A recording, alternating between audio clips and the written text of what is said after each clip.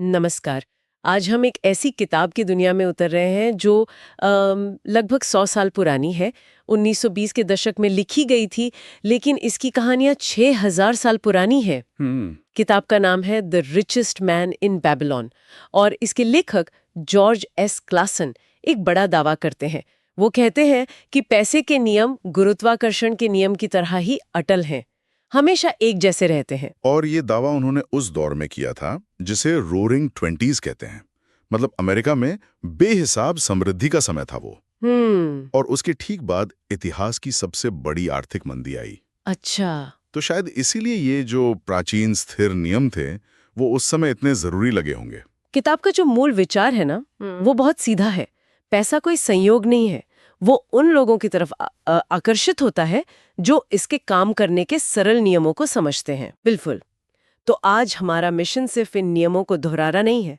हम ये पड़ताल करेंगे कि क्या बेबीलोन की धूल भरी गलियों में बने ये नियम आज की डिजिटल तेज रफ्तार दुनिया में भी उतने ही खरे उतरते हैं। और इसकी शुरुआत हम वहीं से करेंगे जहां से किताब करती है, बेबीलोन के सबसे अमीर आदमी अरकाद की कहानी से। उसके दोस्त उससे पूछते हैं, जो उसी के साथ पढ़े लिखे बड़े हुए। वो कहते हैं, अरकाद तुम इतने अमीर कैसे बन गए? शुरुआत में तो हमारे पास तुमसे ज्यादा था। और अरकाद का जवाब ही इस पूरी किताब की एक तरह से नींव है। वो कहता है कि उससे ये दौलत किसी चंचल भाग्य की देवी से नहीं मिली, बल्कि वो साफ कहता है कि ऐसी देवी जिन पर बिना मेहनत के दौलत बरसाती है ना, वो अक्सर उन्हें बर्बाद ही कर देती है। उसने तो दौलत बनाने के नियमों को सीखा और बस पूरी लगन से उनका पालन किया। और यहीं से हमारी पड़ताल शुरू होती है। तो चलिए पहले और सबसे जरूरी नियम को समझते हैं।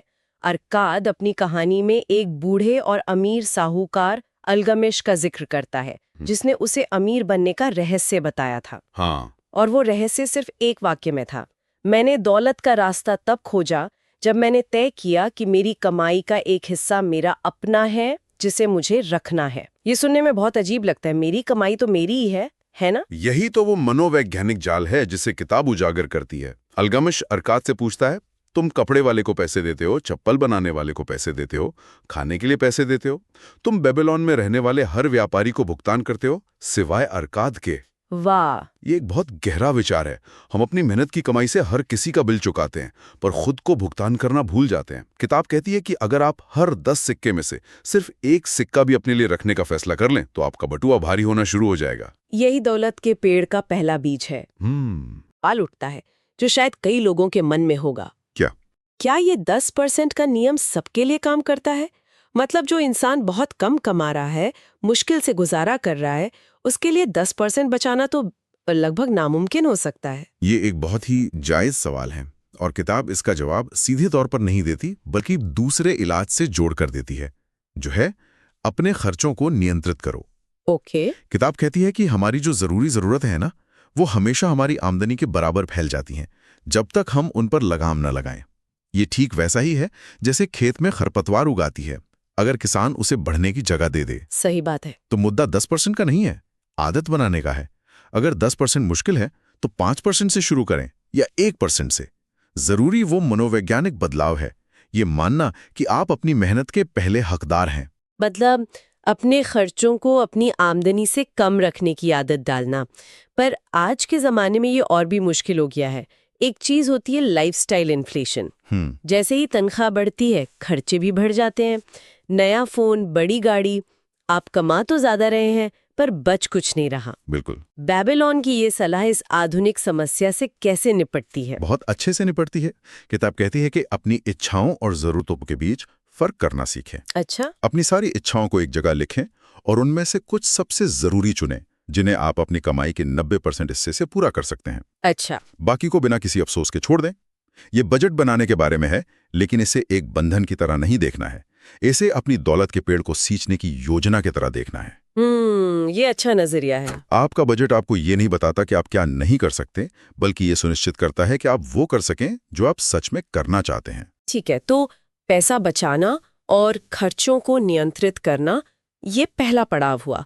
पर अरकाद की कहानी में एक मोड़ आता है जहां उसे समझ आता है कि बचाया हुआ पैसा तकिए के नीचे रखने से कोई अमीर नहीं बनता।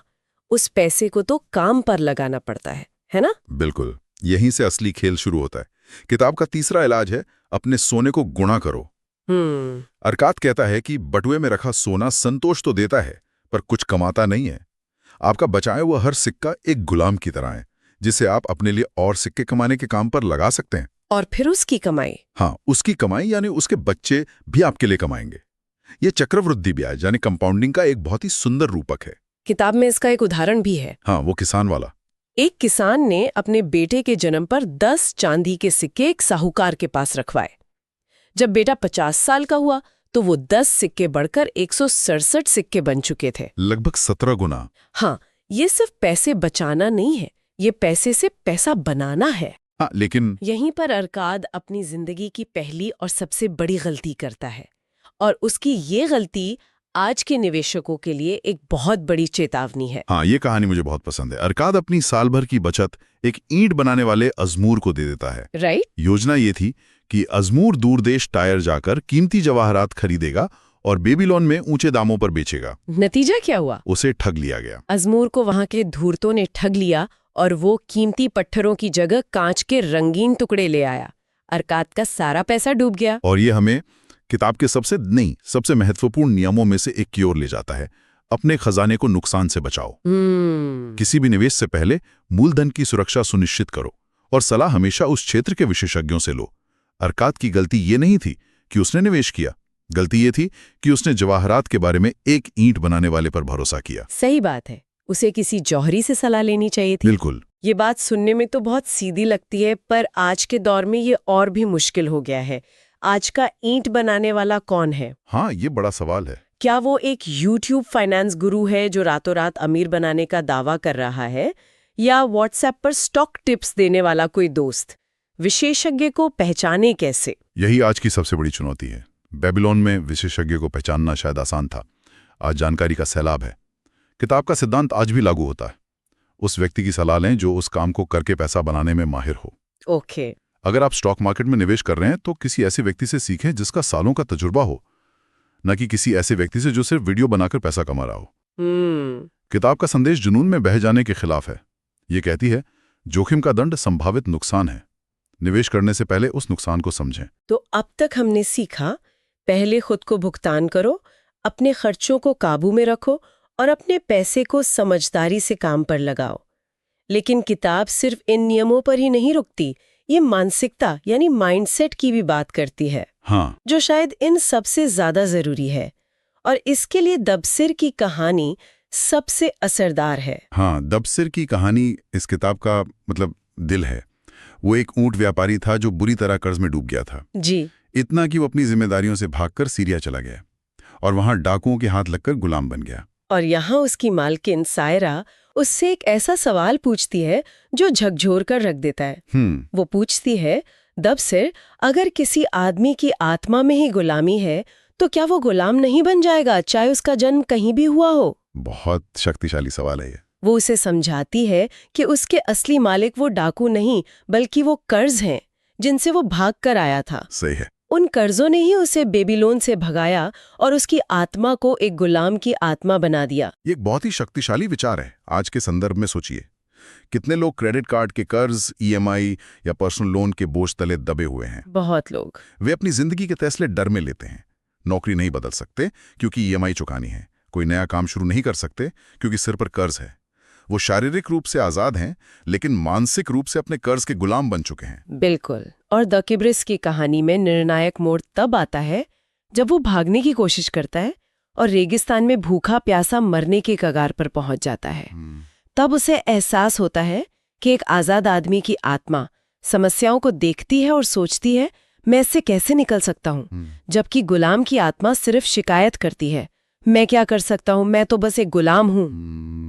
और उसी पल वो बेबीलोन लौटकर अपने दुश्मनों यानी अपने कर्जों का सामना करने का फैसला करता है। वो एक योजना बनाता है।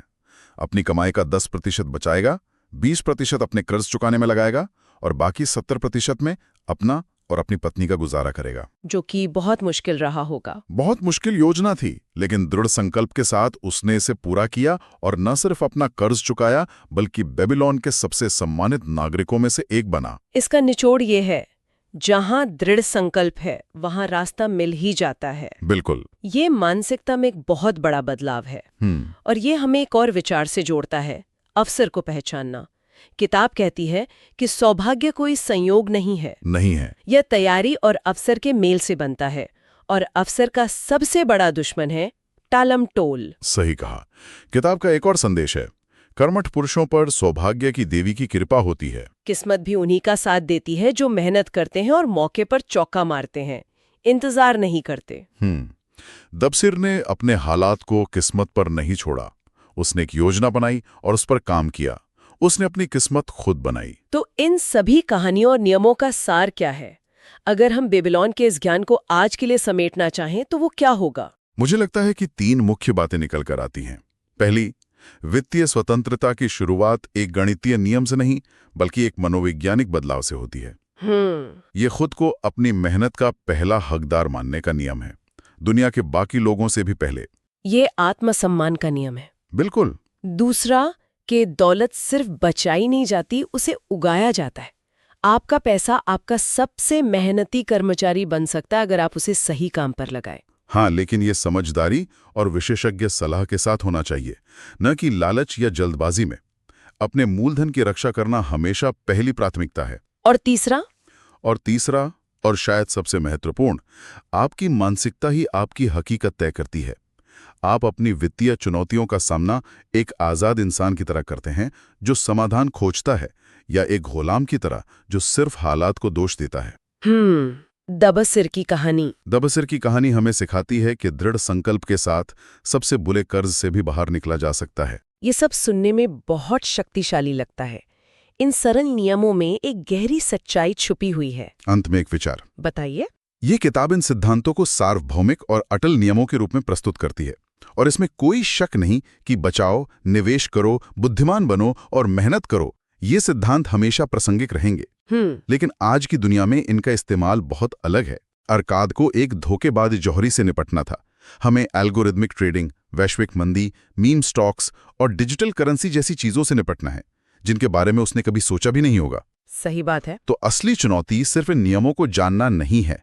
असली चुनौती है बेबीलोन के इन प्राचीन सिद्धांतों को 21वीं सदी की जटिल वित्तीय भाषा में अनुवाद करना सीखना।